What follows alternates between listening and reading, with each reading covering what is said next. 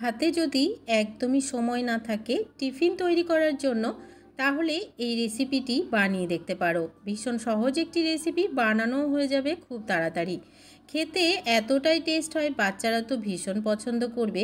আর এই রেসিপিটি যদি বাচ্চাদের স্কুলে টিফিনে বানিয়ে দাও, দেখবে টিফিন একবারে ফাঁকা করে তবে বাড়ি আসবে, আমি গ্যারান্টি দিচ্ছি। নমস্কার বন্ধুরা, নন্দিনী সিম্পল কুকের আরও একটি পর্বে আপনাদের সবাইকে জানাচ্ছি স্বাগত।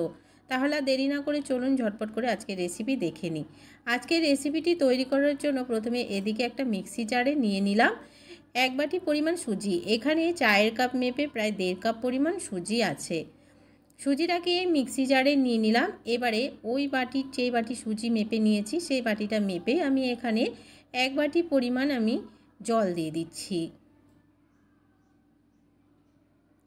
প্রথমে 1 বাটি পরিমাণ জল দেব, পরে যদি প্রয়োজন হয় তবে আরও কিছুটা জল অ্যাড করে দিতে হবে। এবারে মিক্সিটাকে ঘুরিয়ে একদম স্মুথ একটা পেস্ট তৈরি করে নিচ্ছি।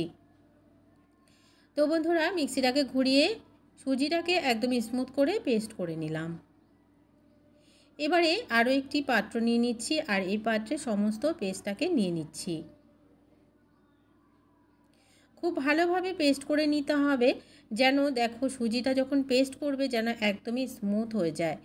আর একদমই যেমন ময়দা বা আটা গুললে যেমন পেস্টটা তৈরি হয় ঠিক তেমনই তৈরি হয়ে যায়। এবারে মিক্সিটাকে ধুয়ে আমি এখানে একটু জল দিয়ে দিলাম। এবারে খুব ভালো করে একটু মিশিয়ে নিচ্ছি। যেহেতু সুজি এখানে ব্যবহার করা হয়েছে, সুজি কিন্তু জলে থাকলে আস্তে আস্তে ফুলতে থাকবে।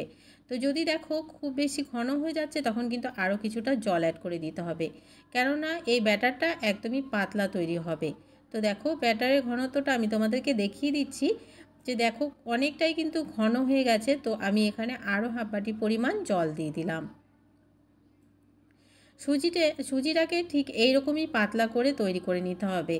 আরও কিছুটা জল দিয়ে আমি আবারও একটু ঘুরিয়ে মিশিয়ে নিলাম আর এরকম একটা পাতলা ব্যাটার রেডি করে নিলাম। এবারে এখানে দিয়ে দিচ্ছি পরিমাণ মতো লবণ। লবণটা দিয়ে খুব ভালো করে মিশিয়ে নিচ্ছি। সুজি তোমরা যদি এই ব্যাটারটা রেডি করার পরে কিছুক্ষণ রেখে দাও, যদি দেখো যে সুজিটা আরও ফুলে গেছে তাহলে কিন্তু আরও এখানে কিছুটা জল অ্যাড করে একটু পাতলা করে নেবে এই ব্যাটারটাকে। এবারে এদিকে একটা পাত্র নিয়ে নিলাম আরও। এবারে এই পাত্রে আমি দিয়ে দিচ্ছি 2টো ডিম ফাটিয়ে। এখানে আমি 2টো ডিম নিয়ে নিচ্ছি, তোমরা যতগুলো তৈরি করবে সেই হিসাব করে এখানে ডিমটা নিয়ে নেবে। এবারে এখানে দিয়ে দিচ্ছি প্রায় 2 থেকে 3 চামচ পরিমাণ কুচনো পেঁয়াজ। এখানে পেঁয়াজগুলোকে কিন্তু একদমই ছোট ছোট করে মিহি করে কেটে নিতে হবে। আর এখানে দিয়ে দিচ্ছি পরিমাণ মতো লবণ আর 1 চামচ পরিমাণ চিলি ফ্লেক্স। চিলি ফ্লেক্সটা তোমরা যদি না দিতে চাও তবে এখানে কাঁচা লঙ্কা কুচি করেও দিতে পারো বা লাল লঙ্কার গুঁড়িও দিতে পারো, এখানে একটু ঝাল যদি তোমরা পছন্দ করো তবে। এবারে খুব ভালো করে ডিমটাকে ফেটিয়ে মিশিয়ে নিলাম। ডিমটাকে খুব ভালো করে একটু ফেটিয়ে মিশিয়ে নিলাম। এটাও একদমই রেডি হয়ে গেল। এবারে এদিকে একটা ফ্রাইং প্যান বসিয়ে দিলাম। ফ্রাইং প্যানে দিয়ে দিচ্ছি 1 চামচ পরিমাণ সাদা তেল, দিয়ে খুব ভালো করে একটু ছড়িয়ে দিচ্ছি একটা ব্রাশের সাহায্যে। একবার তেল দিলেই যথেষ্ট, বারবার দেখবে আর তেল দেওয়ার প্রয়োজন হবে না, তবে তেলটা তোমাদের প্রয়োজন মতো তোমরা দিয়ে নিতে পারো। এবারে যে ব্যাটারটা রেডি করে রেখেছিলাম সেই ব্যাটারটা এখানে দিয়ে দিচ্ছি।